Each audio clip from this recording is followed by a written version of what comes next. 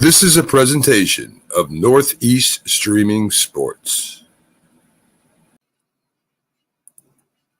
You're listening to TGI Sports Talk with your host Keith Angle on Northeast Streaming Sports.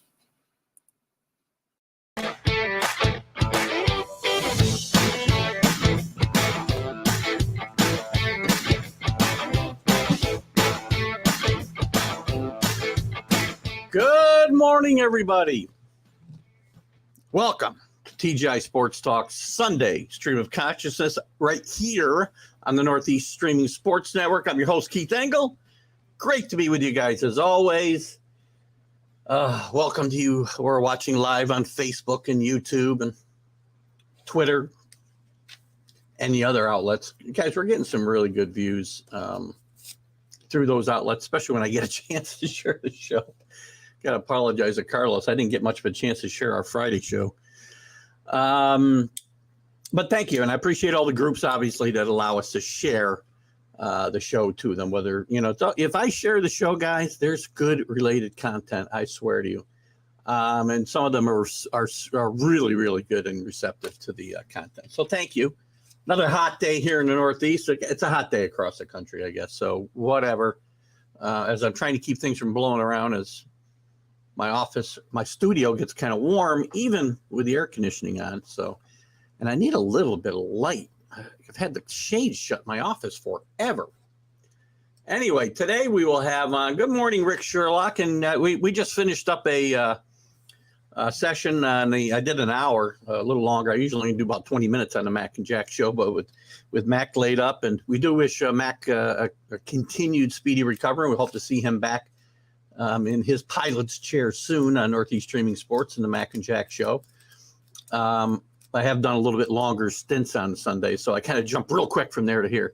And we're having a great Hall of Fame discussion, which we'll talk about a little bit today, the Hall of Fame inductions, and we can get into some conversation about this year's inductees and maybe some of the bigger snubs, as we did talk a little bit about in that hour.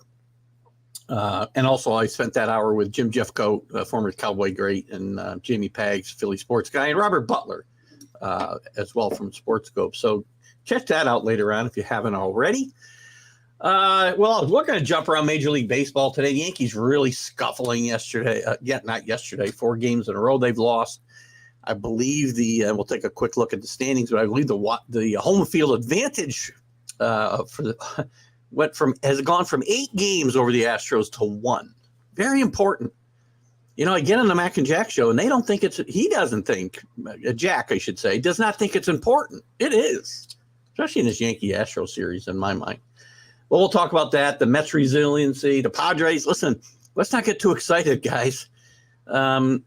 And I said this in a couple of shows during the week. The Padres are not this overwhelming juggernaut now just because of the trades they made at the trade deadline. Pitching still matters, and we're going to dive into that.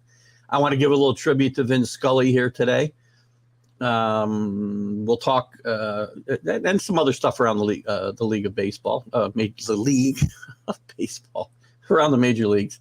We'll talk to some NFL, some news around the town, Hall of Fame inductions, as I said, some other news around the camps. I suppose we'll have to get into Deshaun Watson a little bit.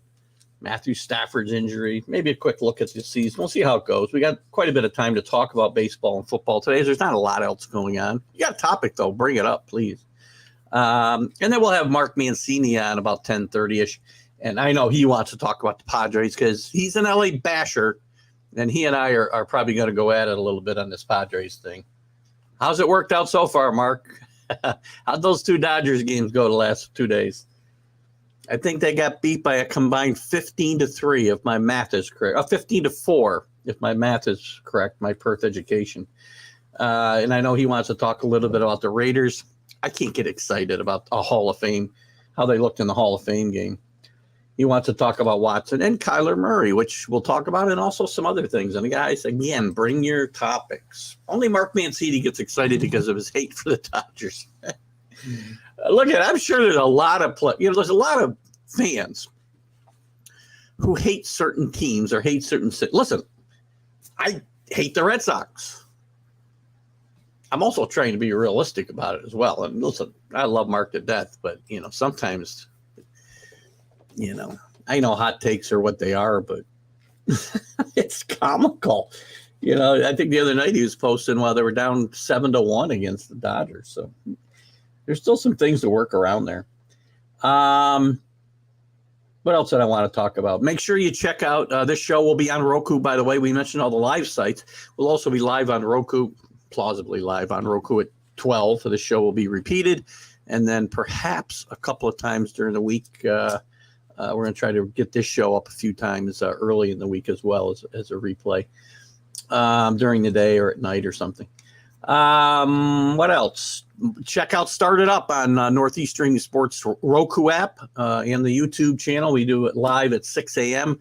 Mac again is my host, co-host in that, but he's been laid up here a bit, and Jamie Paggs has been filling in admirably. So thank you to him, and thank you to all of you who come here. And guys, continue to do what you do and bring your comments and your hot takes. Listen, this show's for you as much as it is for me, and that's what I've started doing. And by the way, I can't believe I didn't talk about this at the top.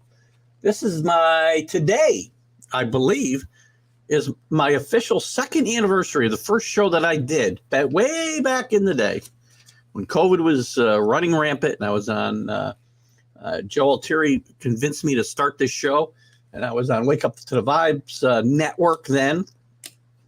Joe decided to pursue some other interests not too long after that. But we continued, and it grew into what it's been here. I used to do these little Sunday updates on an afternoon. I'd be sitting outside, having a beer, and I'd tell my wife, I'm going to go up and go online for 20 minutes. And I'd go on about the Yankees or college football or something. Did my interview show on Friday, which I still want to get back into, guys. I know some of you guys love those, and we'll get back into it. But I started doing these 20-minute, 15-minute takes, and they turned into this whole 2-hour show on Sundays, which I've loved because you guys have done a great job of making this job very easy job. This is a passion for me. I'm not getting paid a nickel. Maybe someday in retirement we make some money. Who knows? We'll see how it goes. I hope you guys have enjoyed the 2 years as much as I have, and I'll talk about it again maybe at the end of the show as well. So I want to thank all of you.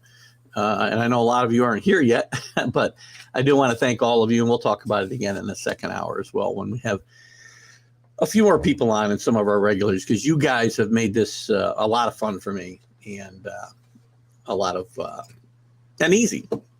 I've grown as a host, and as has your show. Well, thank you for that, Rick. It's funny. I was looking back at just last night. I looked at a couple of videos from early on, and man, I was nervous. It looked like, right? Even when I was talking with Joe Altieri about the next day's show, and it just, I don't know. Now it's comfortable. It's easy to do. Even days that, there's not a lot of sports news, or I feel like, oh gosh, I should have prepared better. I should have done this. You guys make it easy because you bring topics. Your takes on the things that I bring up just drive, especially this show. It makes it very easy for me. So I want to thank all of you that have helped participate in growing the show. We're going to get to 2,000 followers here very soon, I think. I've learned a few techniques of how to get more views and how to get more followers. And, we're going to continue to do that. And we're not going anywhere. I can promise you that. So, all right, let's jump into some stuff. Enough of that maudlin stuff, right? Let's take a look around Major League Baseball. Look at, I don't know where to start other than with the Yankees. And, I have said, and I said the other night when I was with Drew on the kind of the trade deadline show, the Yankees, I thought, were winners in this whole thing, just getting rid of Joey Gallo. But right now, I mean, we got Benintendi in a big slump. Aaron Hicks hasn't had a hit in what feels like a month. The lead over the Astros for the home field advantage has shrunk from 8 to, I believe, 1 game, if I'm right. Let's take a quick look here. Actually, it's a half a game. It's a half a game now. And that's very important. It's going to be very important. These two teams, I think, are still on a collision course because I don't see the other teams. Maybe the Mariners doing some damage, but I don't see the Twins. There's the Blue Jays to look out for. So Yankees have got to straighten this out. I think, and I do think Harrison Bader will help this team when he comes back in September and help some of these outfield issues that still continue. They had to go with Jordan Montgomery to get him, but I kind of understand why, because he wouldn't have made the postseason roster anyway. But it really hurts when you go into St. Louis and you get shut out and he pitches 5 scoreless innings. But again, 5 scoreless innings is one of the reasons that Montgomery's not here, is he can't go deep into games. Not his fault necessarily, because that's just the way baseball's played today. Probably don't want to go down that whole topic, but look at just from a couple of. I'm not going to go through the whole scoreboard because we do that other days and on other shows. But real quick in the scoreboard yesterday, important. We talked about the Yankees losing 1-0, their 4th loss in a row, and it's not been pretty. Holmes blows a game on Friday night. 3rd time in a few weeks. The Mets, on the other hand, get a sweep over the Braves, so they extend their lead to, I believe, 5.5, if I'm not mistaken. We're going to jump around here. We'll go division by division, but that's a big win. The Mets are very resilient here. This is not the same team, Met fans. You Met fans, including Carlos, I don't think Carlos has probably joined us yesterday. He's probably still involved in a conversation on the other side with Jim and Mac and Jamie, which is fine. We'll catch Carlos in a bit. Met fans, this is not the same team that's collapsed season over season. This team, you got Scherzer and DeGrom, and if they're healthy, you don't go into long losing streaks. Scherzer pitched great yesterday. DeGrom goes today. Braves are reeling. Had a tough series against the Phillies before this. I think they lost 2 out of 3. Now they've lost, I want to say 3 out of 4 to the Mets. Let's see. I think they played 4 games so far. They had a doubleheader yesterday. Maybe it's 2 out of 3. Maybe they started a series on Friday night. But they've extended their lead. Great job by the Mets. Who else is playing well? Let's look at let me just go back to the scoreboard. Anything important happened yesterday? Smiley finally wins at home for the Cubs. Does anybody care? On the started up show, every day I've got a game that people had to be paid to go to. Marlins and Cubs might have been it yesterday. Very disappointed in the Marlins not taking off here in the second half. The Orioles keep winning. The Orioles made big trades, trading arguably their 2 best players in Mancini and Lopez, and they keep winning. So they knew they could contend and still make deals, which is smart, by the way. If they love Trey Mancini that much, they can go back and sign him in the offseason. Lopez, I think, is under control for another year. Phillies win again, 11-5 over the Nationals. They got to keep scoring runs, but this Philly team won't go away. They're going to stay in this wild card race all year, and they're not going to challenge for the division.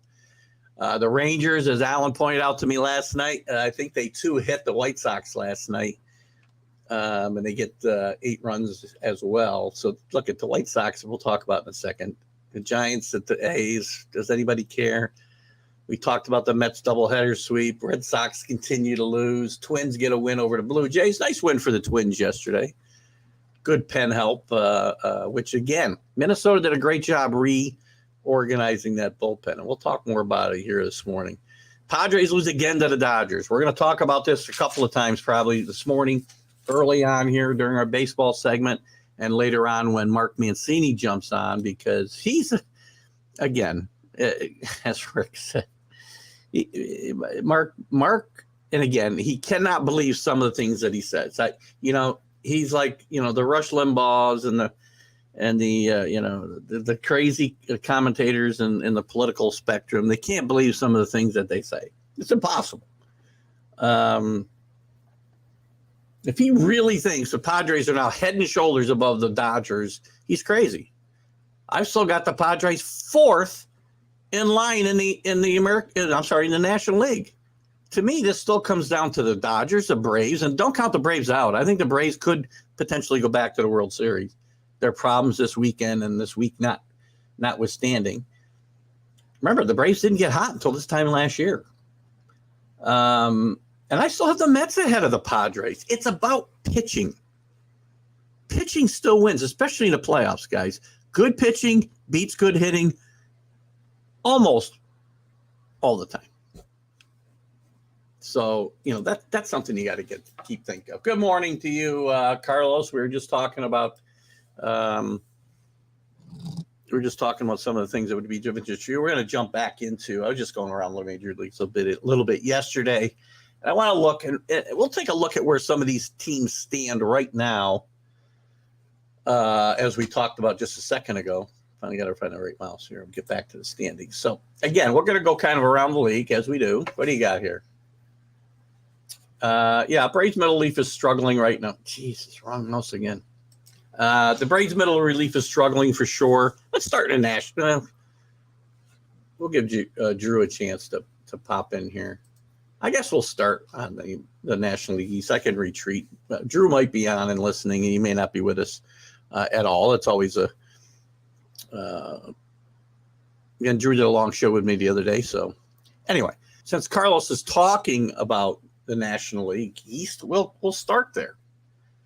Carlos, I started this, and I don't think you were here yet. And you're one of the guys, I think, correct me if I'm wrong, the Met fans who are concerned about continued second half collapses by the Mets.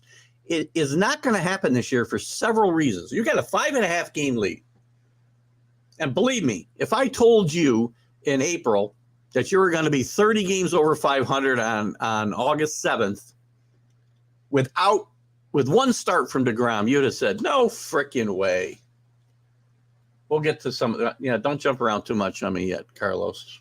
We're going to talk a lot about the Padres today. Well, let's stick with where we're at for the moment. You can put the comments up. It's going to be hard for me to go back and find it later. But the Mets aren't going to collapse. It is impossible, as long as DeGrom and Scherzer are healthy. It's impossible for them to go on extended losing streaks because those guys aren't going to lose, assuming the Mets score some runs for DeGrom. And the Mets bats are playing better. They had a big day out of Lindor yesterday. Vogelbach is becoming, as much as I've mocked him, and I feel bad about it now, I guess he's become a bit of a folk hero in his short time here with the Mets.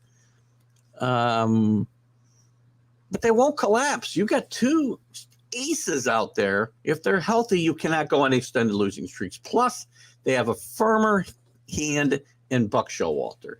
He knows when to give guys a rest. He knows he manages a bullpen and a pitching staff better than a lot of guys. You can say, well, he's never won any World Series, and I understand, but look at the teams that he's turned around. I can only think of one team I can get out of on Buck Showalter for not getting to the World Series, and that would have been the Arizona Diamondbacks back in 2001. But he built that team from scratch, guys. He had good seasons in Texas with all his money, unfortunately, wrapped up in A-Rod. He turned the Baltimore Orioles from a laughingstock into a year after year playoff contender until the end. Maybe he hasn't won, but he hasn't had teams capable of winning. This is most likely the most talented team Bucks had to work with, maybe outside of the Diamondback team that he ended up getting fired from when they were ready to win a World Series under Bob Brenly. Carlos is going to defend his. I said the Mets were going over 90 because the division has many teams not balanced. Well, I might be thinking of somebody else. Well, maybe it's comments like that. Mets have pitching, but it might not be enough. It will if you score runs and score in timely fashion. The Mets have scored 518 runs. The Phillies, who win games only by scoring runs, have only scored 100 or 503. They're two behind the Braves. They've outscored every team in the National League except the Braves and the Dodgers. How much more are you going to get? And if I extend that to all of baseball, hold on. If I extend that to all of baseball, the Yankees have scored more. And that's it. 3 teams in all of baseball have outscored the Mets, who have not really, you can argue a lot of these guys haven't hit their stride. They were getting nothing out of their DHs until they made some trades. They got nothing out of third base for months. And injuries and in the outfield have kept a couple of guys from really maybe hitting their stride. So, I would argue the Mets, you watch out. Again, I would rate them third best right now in the National League behind, remarkably enough, as far as chances to win the World Series. I still have the Mets behind the Braves. That may change. After this weekend, I may change that. These notes I took were Friday when I was talking about the Padres. And now I've got them with the fourth best chance to win in the National League in my mind. But the Mets may very well move up to that 2 spot. The Dodgers are going to stay there until the Dodgers stop winning and scoring runs and pitching. They have the best overall team in the National League and probably in baseball. By the way, they moved 4 games ahead of the Yankees and the Dodgers for the best record. Let's just look at some of this. We'll get into this in a second. Yes, the Padres are struggling. We'll get to that. You'd say the Mets were going over 90 because of division and many teams not balanced. The Mets and Braves will probably both go over 90, I would say. And again, I said before the season, and I'll say it again today because I still don't see any reason to back off this. They would have 3 teams in the playoffs. Not all my predictions have gone that well. Some have. This is one that has. Buck makes improvements, but this is a player. It's not player stuff. Agreed, Carlos. I mean, a manager can only do so much. But again, when you change the culture 180 degrees, which they've done, the Mets and Buck Showalter. It's not all Buck. Don't get me wrong. But again, these players have sucked knowledge out of about Buck Showalter. I said this early in the year. One of the most encouraging things that I saw was that when I was watching a Met game was when the camera shot to the dugout, and there was always a player up talking to Buck about the situation they might have been in on the field at the moment. Not always, but so often. And that's the kind of thing that gets players in a position so that when the game's on the line or they're in a certain situation, they know how to react. So great job. Listen, Met fan, and again, it's not necessarily you, Carlos. I hear this from all kinds of people. Just wait, it's the second half. Different situation here. And again, with 2 great studs at the top of your rotation, if they're healthy, you don't go into long losing streaks. You just don't. Losing Travis Janikowski is no bueno, but again, he's a good piece and a good, Swiss Army knife, but it shouldn't be anything that hurts the Mets long term. There's some other guys that can move around the field. McNeil can move around the field, and you can fill in his spot elsewhere. You got Guillaume, who can move all over the field. Yeah, Janikowski's had a nice season in spots for the Mets, but I wouldn't get too worried. There's Bill Pulver this morning. Good morning, Billy. Good to have you with us.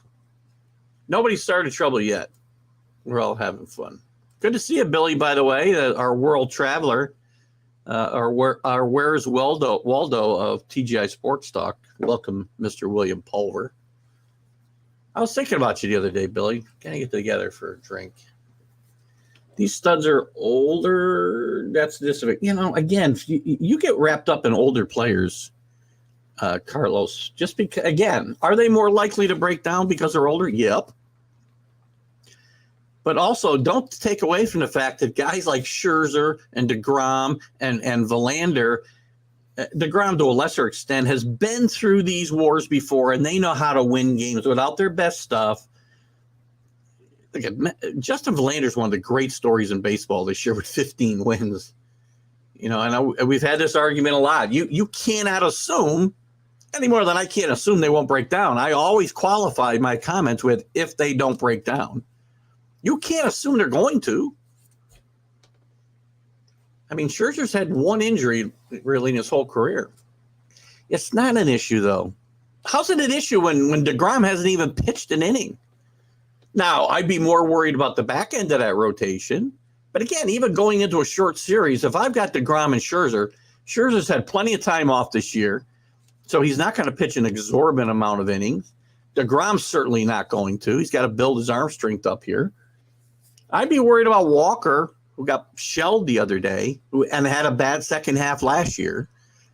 But Carrasco's pitched well the other night. Mets could be tough in a short series on some of these teams. And you look at my rankings in the National League as far as odds to win the World Series could change and jumble up a lot in the next 6 weeks. Right now, I'll tell you the Dodgers are. It's a no-brainer to say the Dodgers are odds on right now. Carrasco, Scherzer, and DeGrom. Look, Carrasco's had his own issues through his career, injury-wise, health-wise, going through leukemia and battled back. He's a great story. I don't have any reason to think these guys can't pitch the next 6 weeks. And if the Mets are able to build a bit of an advantage here over the Braves, they can, if you got to skip a start here and there, you can do it. None of these guys are going to have a huge amount of innings this year. Carrasco's probably going to have more than he's had in a while. DeGrom's not going to have hardly any innings. He should be good and strong by the time the playoffs come. And Scherzer had a month off. Peterson pitched well the other night. Getting McGill back, I don't think he's back yet, is he, Carlos? They get him back, that'd be good. And so they got some guys who are going to contribute that are a bit younger. Kenny's taking up your mantle. Not so much. I miss Billy firing me up, but football season's coming. We'll talk some football here today in the next, I don't know. I don't know how much. We got a little bit of football to cover. Listen, I'm not happy with my team, and we'll talk about that. The only consistent pitcher in the bullpen you're saying is, hang on a second. Let me look at something. Hold on. So you're telling me on Diaz, by the way, Diaz has been lights out. Diaz might be the MVP of this team up till today. This team at one point was 50-0 in games they led after the 8th inning. I'm not sure what it is right this second. I wish one of my ombudsmen were here, but they're not. So let me just take a quick look at the Mets bullpen to date. So let's look. Diaz has been lights out. We know that. You're probably going to have Chris Bassett pitching in the bullpen in the postseason, most likely, or Walker. No, you can't have them both. It'll probably be, well, you know what? It might be Walker. We'll have one of those guys in the postseason. So I'm going to think about guys that are going to pitch out of the bullpen. Peterson likely to pitch out of the bullpen, which strengthens the bullpen. Trevor Williams has pitched very well. Edwin Diaz, as I said, lights out. So much better pitcher than he's been the first couple of years with the Mets. Seth Lugo hasn't been as consistent as he's been in the past, but he's starting to put it together. So he's been inconsistent, to your point, Carlos. I will agree with you there. And they may miss the kid and Trevor May, they need to step up a little bit too later here. He could be an important cog in the playoffs against lefties. So, again, just something to keep in mind. Michael Givens might give him something. He hasn't shown much since he got traded. And the kid they traded to Pittsburgh, they may miss as well. Seth Lugo is so inconsistent, but he's pitched better lately. His overall numbers have certainly gotten better. And again, he, if I'm not mistaken, missed a lot of time with injury last year. And sometimes it takes time to get fully back, your form fully back. Look at Seth Lugo. Again, was arguably the most consistent and one of the most valuable players on this team in the past. And he's important to this team's success, just like Jonathan Loaiga is important to the Yankees' success. They need to get him back to where he was last year, where you can use him at any point in the game. And that's where Lugo's always been. Well, catcher is one place where the Mets surely are going to struggle a little bit. If I look at the Mets, lineup, Carlos, and we'll move on from this in a second because I do want to get through the league here. I wanted to look at the depth chart. So right now they're much better at pitcher just because of DeGrom coming back, starting pitcher. And you know what? Bassett's not a bad number 4.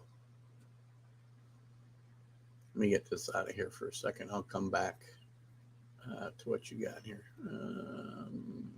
Where am I? I got something. We'll go back to your comments in a second, Carlos. The bullpen again needs to step up a little bit behind Diaz. I won't argue that point too much, although I do think, as I said, there'll be some guys that won't be starting that will be able to help in the bullpen most likely. You're certainly set at first base. Second base, McNeil's had a tremendous year. You got Guillorme. I cannot say this guy's name. I struggled with it with Carlos on Friday. Guillorme playing third base more now. He's listed as the starter, but he's going to play around the infield. And the outfield, they got to keep Marte on the field. Brandon Nemo's had a pretty good year, and Conhey, he is what you expected or should have expected. And with the DH, if you're gonna, I don't know if it's going to be Darren Ruffin, Vogelbach, or if it's going to be, Tyler Naquin, who's a switch hitter. And remember, if it's Naquin and it's Vogelbach right now, based off of what they've done early, the results are pretty good. And I was kind of bashing the Mets for these. What else you got here? Cy Young and MVP for sure. Whoa. What do you got here? We're going to go with the Mets in the playoffs, and we got to go from there. In the playoffs. Yeah, and then it depends on matchups, right? Once you get there, it depends on matchups. Mets right now will avoid that wild card round, I would guess. Where are they? They got to have a pretty decent lead over the Brewers or the Cardinals, right? Let's just take a quick look here. Mets 69 wins. Yeah, they got a 10-game lead over the Central, so they're not going to wind up in that wild card round, which is very important. Not sure. So Cy Young and MVP for. Oh, you're talking about Edwin Diaz? He's got to be mentioned in the Cy Young. Listen, it's always hard for pitchers, relief pitchers, or pitchers in general, to get mentioned in the MVP conversation anymore, because, especially relief pitchers, because they just don't. Are they an important part of your team? Yeah, but they just don't play enough. Now, if they're that dominant and they've carried your team, there's been times in history where relief pitchers have won the Cy Young and the MVP, but not that many. Walker and Bassett need to step up. Walker, could be very important to the second half. Bassett has had his struggles since a strong start. I do think that they'll come around, though. Let's look around the rest of the National League real quick, because I do want to touch on the West, obviously, and also the American League. And we'll cover a couple other stories, and then we'll maybe switch to some football, and then we'll have Mark Mancini in at 10:30. And again, I want to thank you guys as we started to get a few more people in. Drew's having problems getting in on Facebook. Is that right? Trump, tell him to try YouTube. You can go to YouTube Northeast Streaming Sports, or YouTube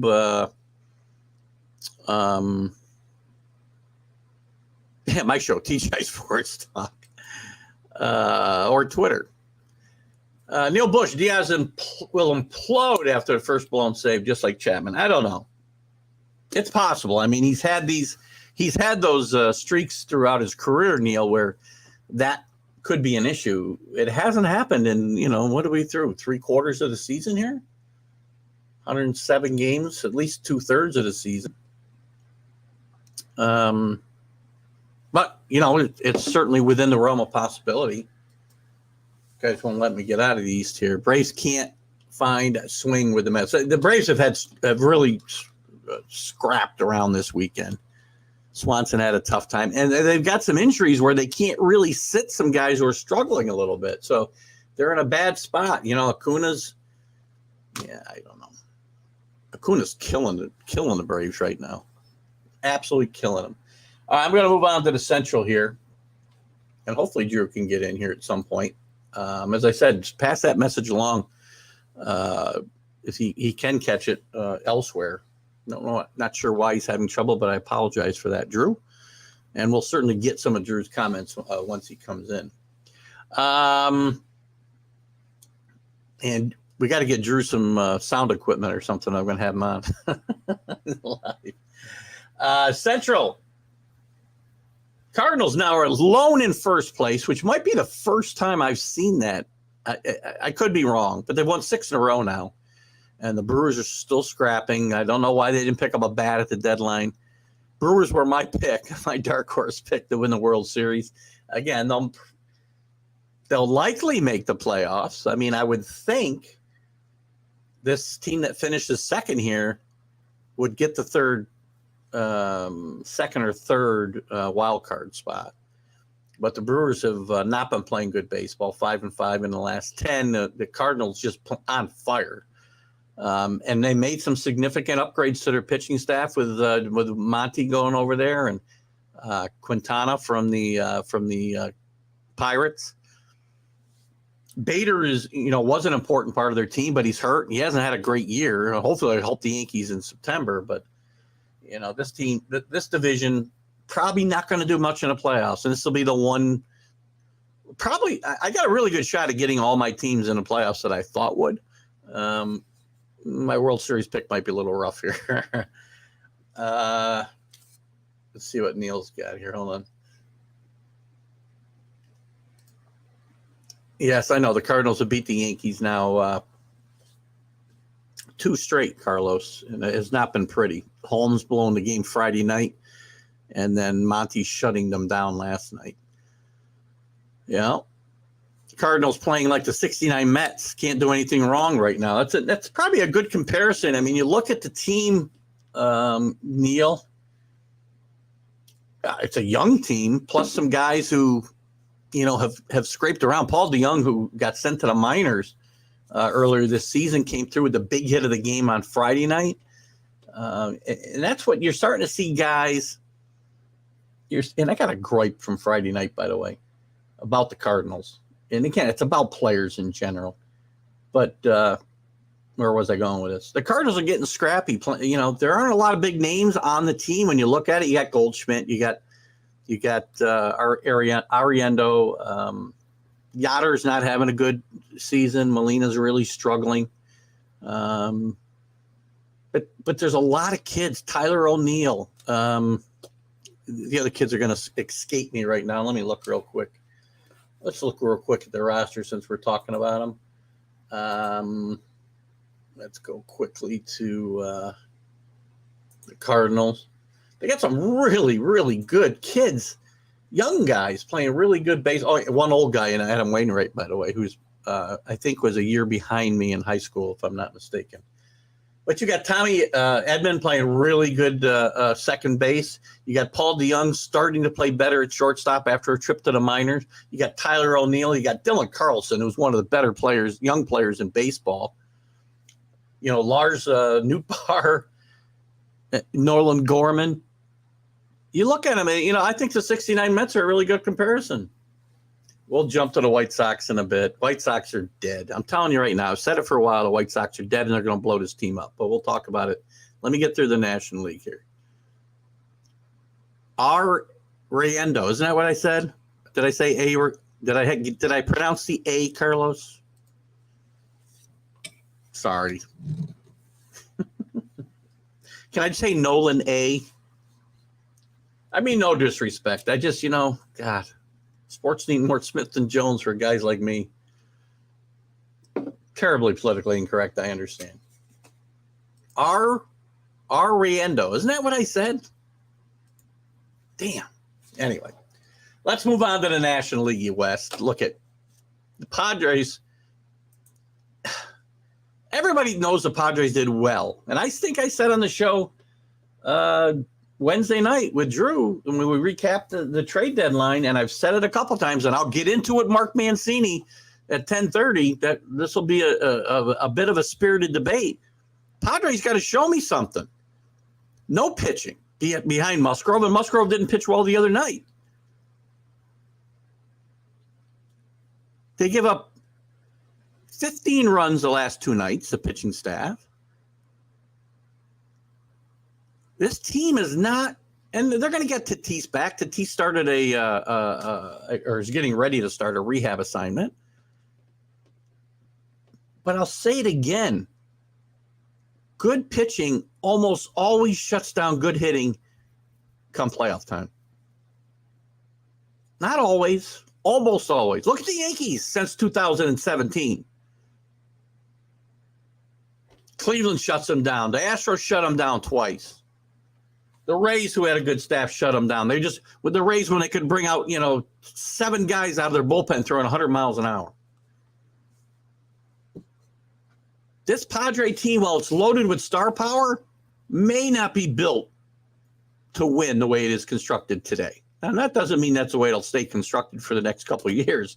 But don't tell me, and I'll get into this with Mark Mancini, don't tell me, here come the Padres.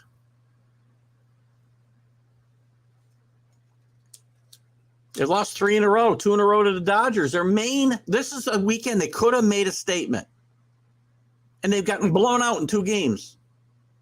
They're not better than this Dodger team.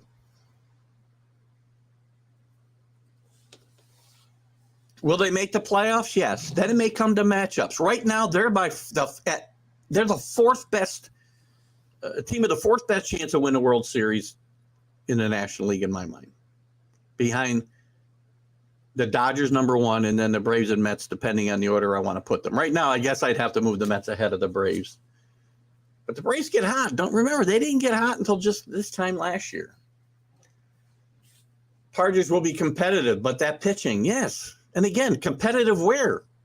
You're not going to be competitive in the playoffs. You're seeing right now, the last couple of games, what good pitching does to good hitting.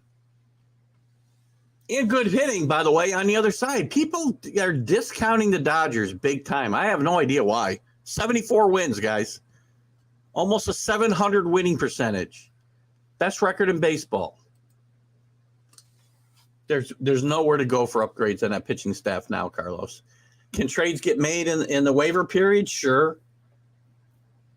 But who's available? If they were available, they would have been available at the trade deadline. There was a lack of starting pitching available at the trade deadline, and that's what's really hurt the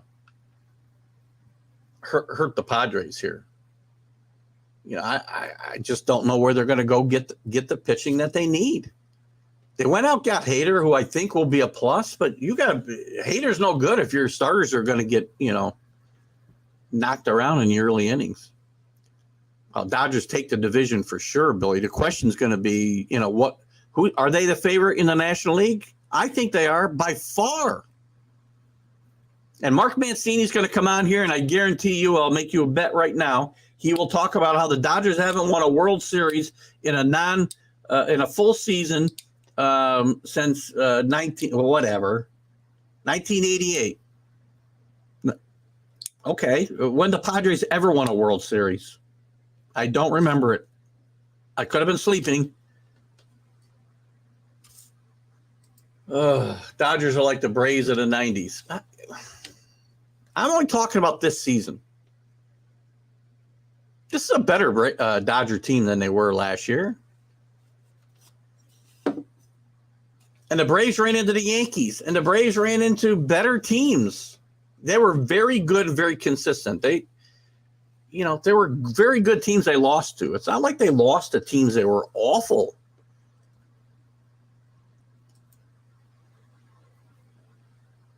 People forget into the playoffs. I don't forget that the Braves, listen, they won 14 consecutive division titles. It doesn't mean they were a bad team. And they ran into better teams at that point. The Vin Scully thing actually does give them an emotional lift. Some people will poo-poo that, and I'm going to talk about Vin Scully in a bit. The patch on, they did a very emotional ceremony the other night, and I'm going to get into that when we get done going through the divisions here. Vin Scully, and again, I don't want to get into it too much. Just Vin Scully means everything to Dodger baseball and baseball in general. If you're of a certain age like me, Vin Scully was the voice of baseball for a long time on NBC, and listen, just a great great person and a great ambassador for the game of baseball, and specifically Dodger baseball. Let's move to the American League quickly. Still no Drew. Drew must still be having problems. Unless, I don't know if Rick was communicating with him or he was just saying he was having some problems because of his problems the other night with Facebook. I don't know. We got to figure out Drew's sound issues. I'm not the audio visual expert. I figure things out as I go, but I cannot figure out what the issue is there, because when I get Drew on, he'll have a really good sound, and then it just deteriorates in about the over 5 minutes time, and I got to pop him back out. So anyway, we'll figure that out for next time we have Drew on, because we do like his insight. Yankees again. Well, we don't have to spend a lot of time here. The Yankees lost 4 in a row.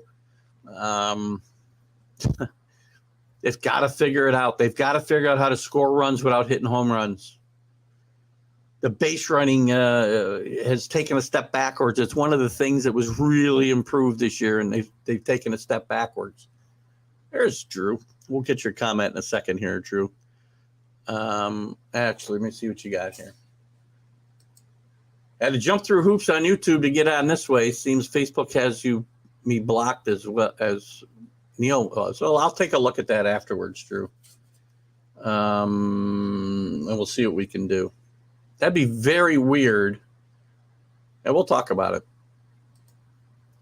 But welcome. I'm glad you made it in. If you got any comments about the National League, you can certainly put them up. I was talking a lot about the Mets, the Eastern Division, the Mets-Braves race, where I think the Mets are taking control there.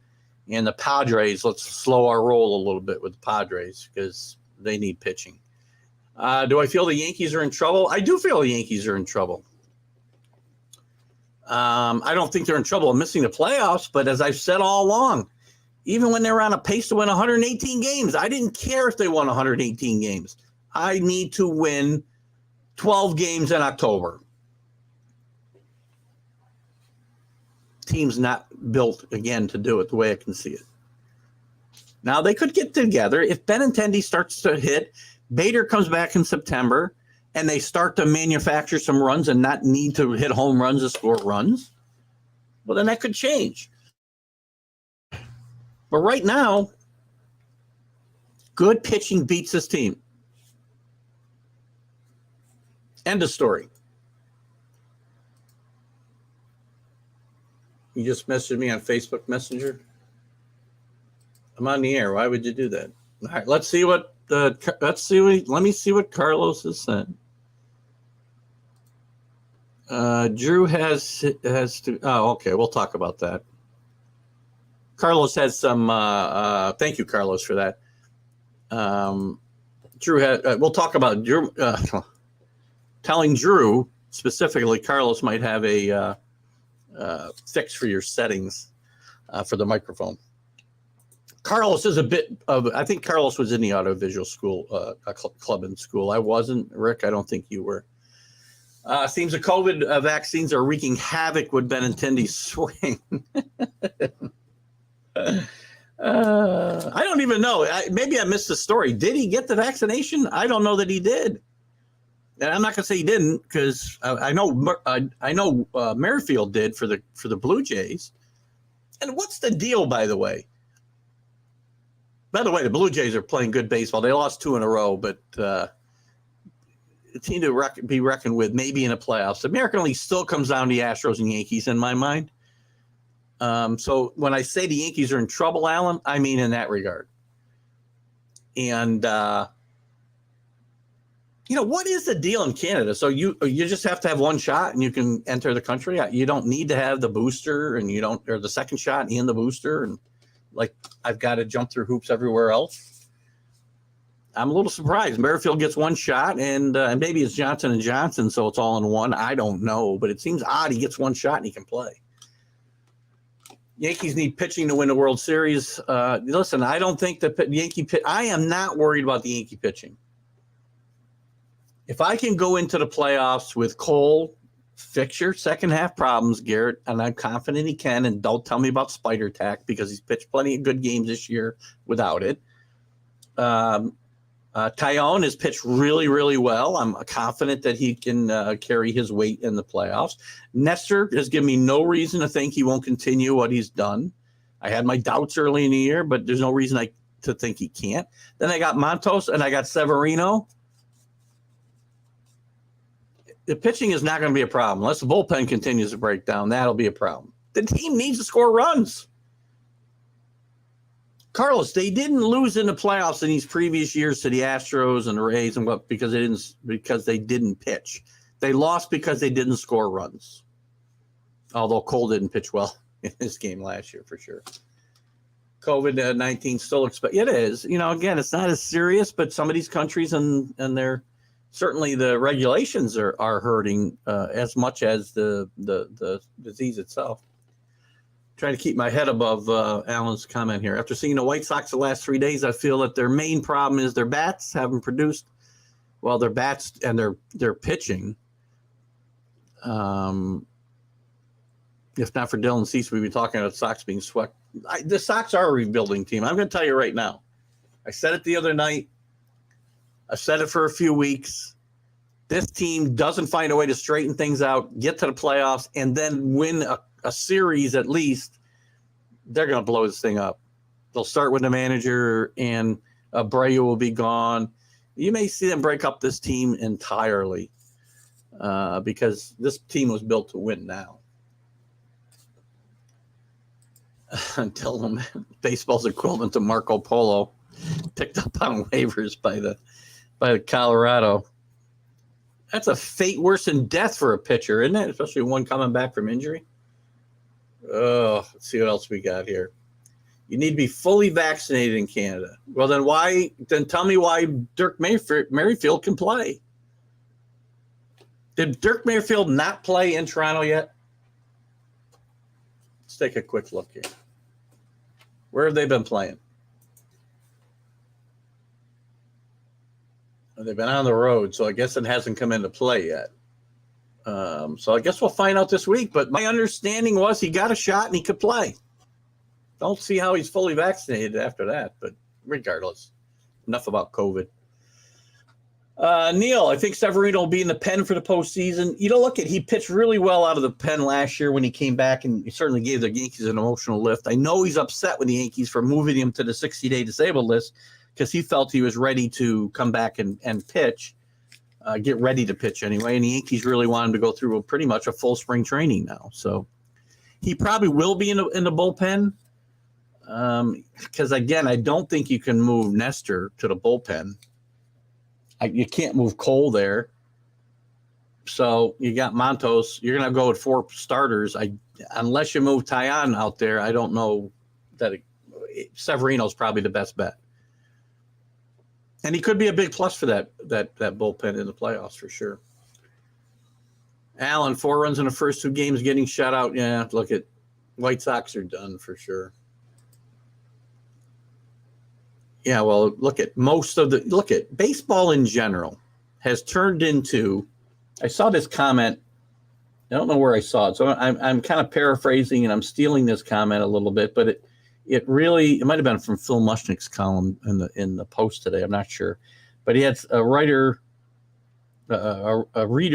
write in about baseball, and what it's come down to is, 188 players batting with 8 guys on one side of the field and trying to hit home runs. That's what the game's all about, and it's gotten ridiculous, absolutely ridiculous.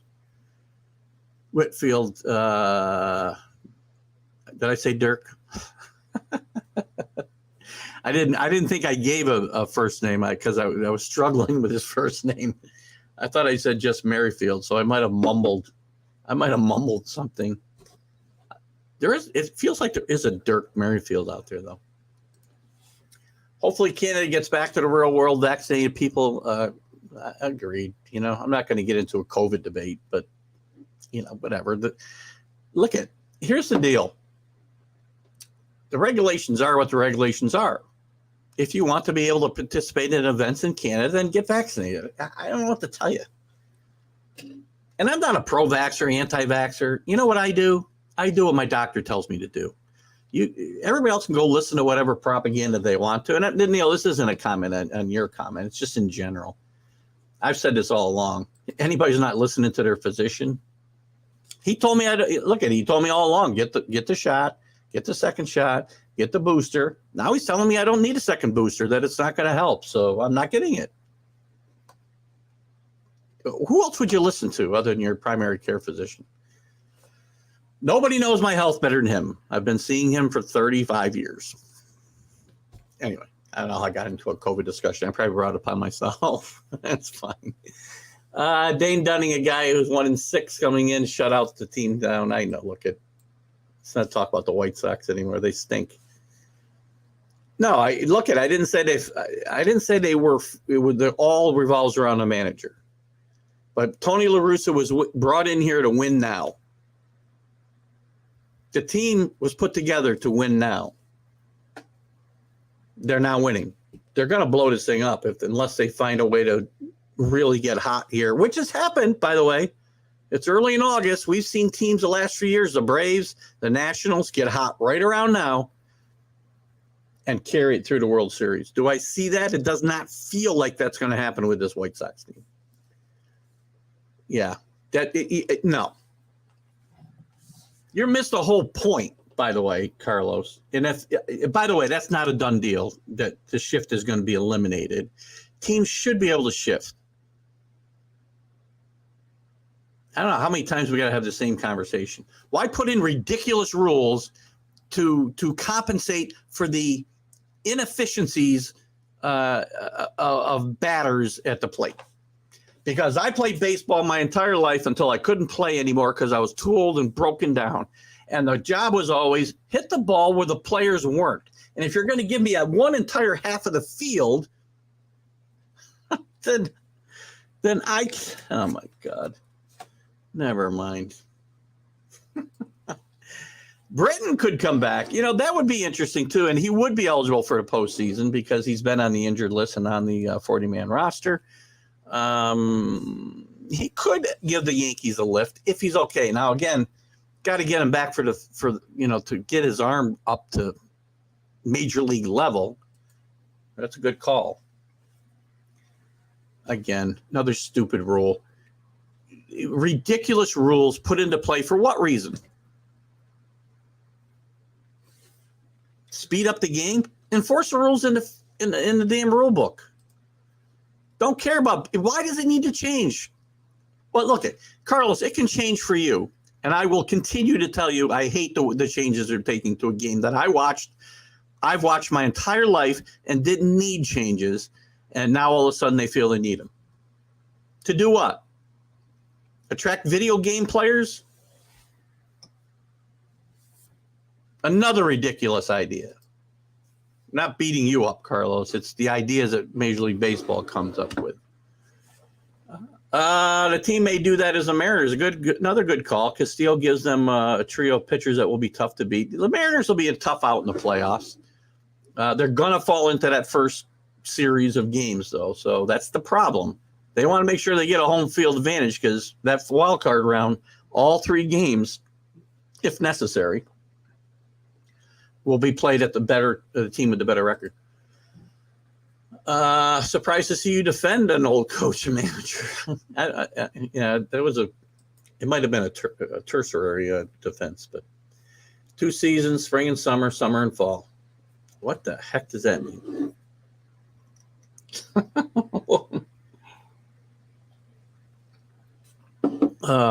2 baseball seasons? Oh, you want to play split seasons? Oh, God.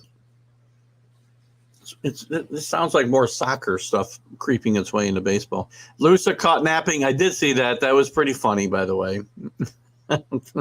Tony La Russa taking a quick nap early in the game the other day. Keep the shift, get rid of the analytics experts. Thank you, Neil Bush. Nobody cares about exit velocity. It means nothing. It's irrelevant. What do you suppose Henry Aaron's exit velocity was, Neil? 75? That probably wasn't that bad. Nobody cares about tape measure home runs except people with ADHD and oh God, here I go again. and video game players. Nobody cares. A home run's a home run, whether it goes over the fence by this much, which Henry Aaron, spent a pretty good career doing, or whether it goes 500 feet. And forget about shifts.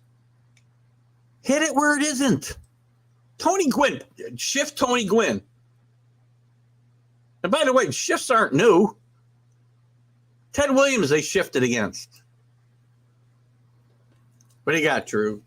Jays and Rays and Mariners seem like most likely AL wild cards. I would certainly agree. Although we can't count out the Orioles, Drew. I'll tell you, they're scrappy. They're only a game back. They've picked up ground, I believe, since they traded away Mancini and Lopez. Not a lot. But I would say if there's a team that's going to challenge the three you mentioned, they're probably going to be it. I don't disagree. I think those are the teams most likely going to get it. But the Orioles just keep hanging around. They won 5 in a row again. Don't care about who they're playing either, by the way. Everybody plays the same teams eventually. I think the Guardians did make enough moves. I think the White Sox have too many problems, as we've already outlined, and, that's it. I want to get into some NFL here, so let the players play their game and bring in minor league coaches to help these guys work on fundamentals. Great idea, Alan. But why would we do that when we can just eliminate the shift and make the bases bigger and put in bogus time clocks and everything else to – oh, God. You want to make the viewing experience better? How about getting them to play fundamental baseball the way they did when again, I know I'm old, Carlos. Alan's a young guy. He's got a reasonable take on what the game needs. Orioles have become a viable because of Rashman's handling of the pitchers. Agreed. His leadership and outlook is very good. This is a good young team with a good future. Did the right thing too, trading away their trade chips to get better and still try to compete right now. Smart move. You don't hear smart in the Orioles a lot, right? They had a really good trade deadline. Juan Gonzalez, Frank Thomas, Tomei, Sheffield must be jealous if they didn't have must be jealous that they didn't have exit velocity. Well, I don't think they're jealous because I think they could care less. It's an irrelevant stat. Fired up today. I am fired up today. It's all fun though. It makes for a better 2 hours, doesn't it? It gets me through. I know we'll be out of it, but the team will still be fun to watch at times. Yeah, look at. I'm not telling you should stop watching your team because they're out of the playoff race, Alan. Especially when I even was, politicking for you to make some trades and make your team better, and still be able to get those guys back. I'm not going to get into that whole thing again.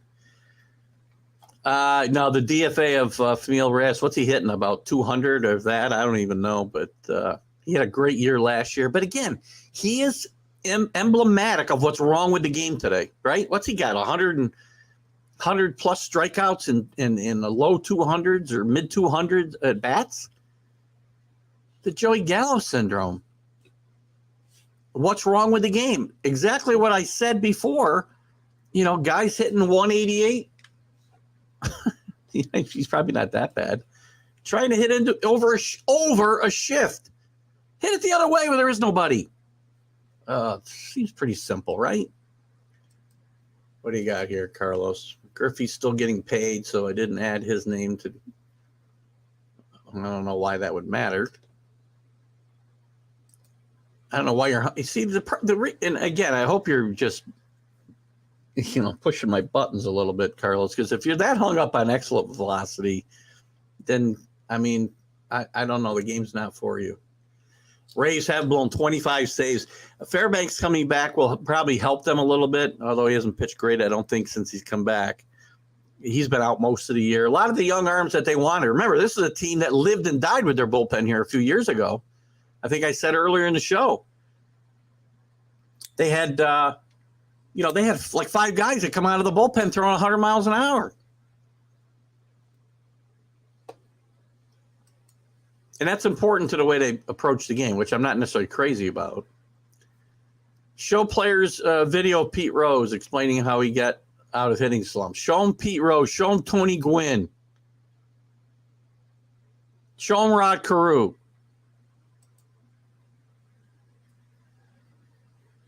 Spin rate does. Sure it does. But why it doesn't matter. In the long run, you find ways to win. Did we know what the spin rate was for Catfish Hunter in the 70s? Did we know what it was for Cy Young, Christy Mathewson, Bob Gibson, Sandy Koufax? Guarantee you Sandy Koufax would probably have the best spin rate in all of baseball.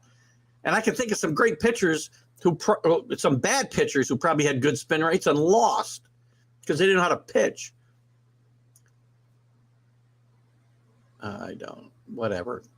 The job of the hitter is to learn pitchers' tendencies and be patient and hit the ball where people aren't. You can't keep explaining this. That's one of the basic tenets of baseball, and we want to take it away and eliminate things like shifts because it's not fair to the hitters. Every rule change in baseball, how many times have I said that in this show? You guys are probably ready to throw up because I'm going to say it again. Every rule change since 1968 has been made to help the hitters in baseball. Every single one. Whether it's lowering the mound, the DHs. By the way, we put 2 DHs in this year. We're going to set a record for lowest batting average. Smaller ballparks, smaller strike zones. You name it, every change in baseball has been to help the hitters, and the game suffers for it. It shouldn't be easy, Carlos. It's the hardest thing to do in the history of baseball. Hardest thing to do. But guys, and it shouldn't be easy. Barrels and launch angles do matter. Listen, I don't disagree with that, Drew, because Ted Williams talked about launch angles years and years and years ago, long before they froze his head. Probably talking about it years from now when they unfreeze his head. Machines can't replicate. I mean, you just don't understand the game.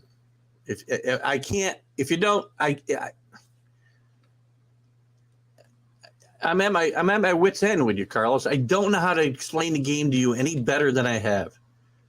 If you think anybody in baseball has a better spin rate than Sandy Koufax probably had in the 60s, then you're wrong. I don't have any way to prove that, of course. Spin rate on footballs matters mostly because throwing ducks, well, that's a good point.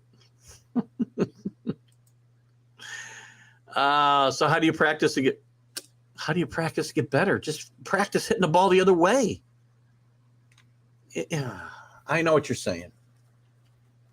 First of all, I can make a machine throw the ball as hard as I want. I can make it throw it 120 miles an hour. You can put spin on. They hit curveballs. They hit sliders off machines.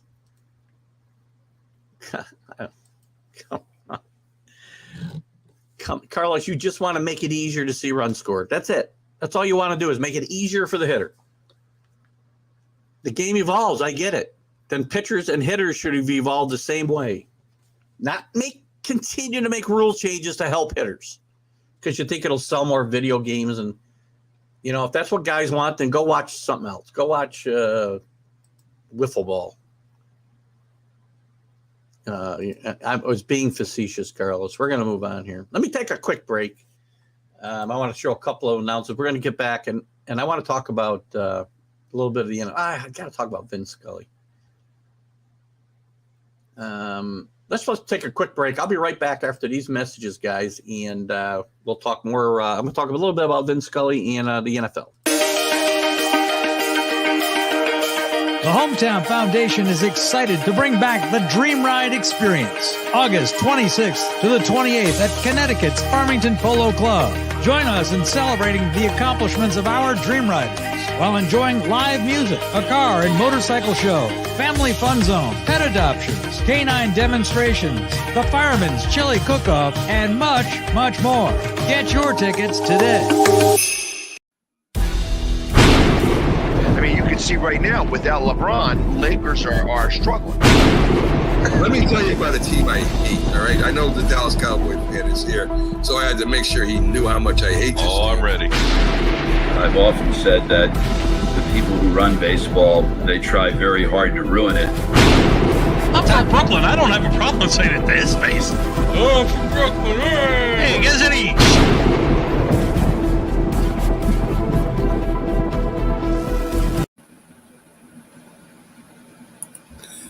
This is a presentation of Northeast Streaming Sports.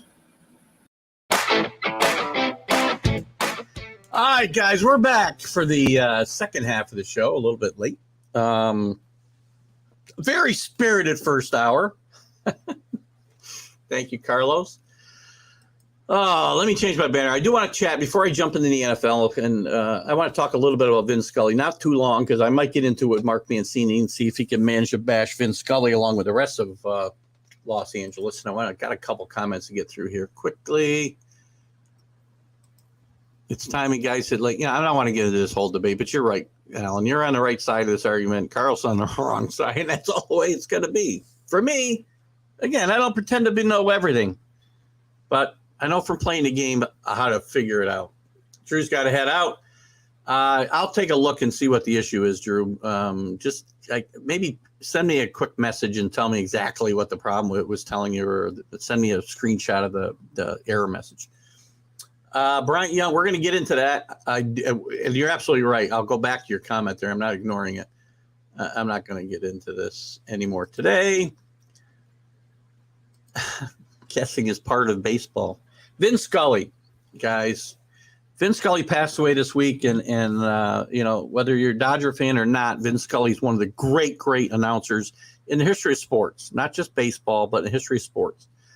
Back when I was a kid, he did football for CBS. He did golf for NBC. He was the voice of NBC baseball, the Game of the Week, the playoffs, the All-Star Game for years with Joe Garagiola. And the man worked alone a lot in the Dodger booth through the years. And the man could tell a story like nobody else. He called some of the great moments in World Series history, at least more recent. Well, I wouldn't say more recent. I guess it was more recent at that time, which is stupid to say. But the ball going through Buckner's leg and the Mets winning it. Who'll ever forget that call? Here comes Knight and the Mets win it. He called Kirk Gibson's great home run in the '88 World Series. He was there for a lot of great moments in baseball, and he couldn't get a job probably today, to be honest with you, in Major League Baseball announcing, just because they don't want the Vin Scully. He's the great storyteller. He's the guy who lets the game speak for itself. Two things. If you're doing baseball, the pictures are there. Let the game speak for itself. You don't have to be talking every second. And the Yankee announcers could learn a lesson from that. And on the radio, tell a story of what you're watching. Don't be like John Sterling and no clue. Listen to John Sterling, what's going on in the game. Vin Scully, you listen to the game on the radio, and I've heard radio broadcasts with Vin Scully. Obviously couldn't get Dodger games here in the U.S., or the East Coast of the U.S., but I had listened to him on the MLB network.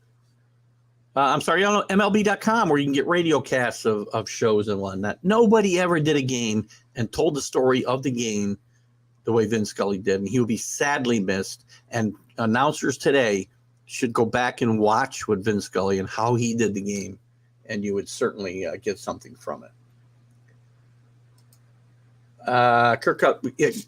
Kirk Gibson's call, that home run, and there's two versions of it, by the way. There's Vin Scully doing the game on TV, which is tremendous, and there's also Jack Buck doing it on the radio is also a tremendous call. And if you haven't heard it, Alan, I would really ask you to go do it. So let's look quickly. Let's switch gears quickly and go to the. I want to go to the. Where am I? Let's look at the Hall of Fame inductees from yesterday and some great stories. Rick brings up a great point here. I wanted to get back to the comments here because Rick talks about, Bryant Young had one of the best Hall of Fame speeches ever. And there's been some great ones.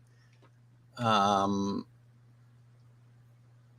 Jerry Kramer's in 18 was great too. Listen, Bill Parcells, who I hated, actually gave a really good speech, I thought. He came back from a devastating injury and the loss of his son to cancer to play his way into the Hall of Fame. I certainly agree with all of that. I think there's some we had a little debate on the Mac and Jack show with Pags and Jim Jeffcoat about, tackles in the NFL and are they Hall of Fame worthy because they don't have the same kind of numbers that say, a defensive end would have because they don't get the sacks. And it's ironic that Bryant Young was questioned about going in, and Richard Seymour went in the same year, the great defensive tackle for the Patriots and later the Raiders. But listen, you'd look at Richard Seymour's stats at the end of a game, and you'd say, oh, that wasn't great. But if you watched the game, you would see how he disrupted what the offense was trying to do, which would in effect give other guys the opportunity to make, say, sacks and tackles and whatever else we're talking about. So, again, these are some of the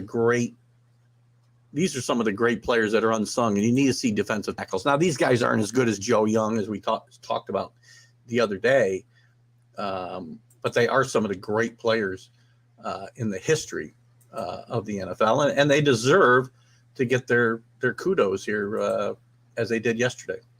I want to look at some of the other guys, and I lost my I lost my page here. Somehow, let's look back here. I don't want to look at this.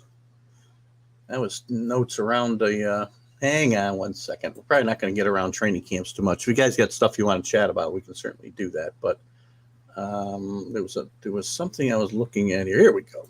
So here's the inductees from yesterday. Real quick, we'll go through these and maybe make some comments on them. We've already started with Bryant Young. Again, had a really good career, 4 Pro Bowls, I think. Comeback player of the year after a devastating injury.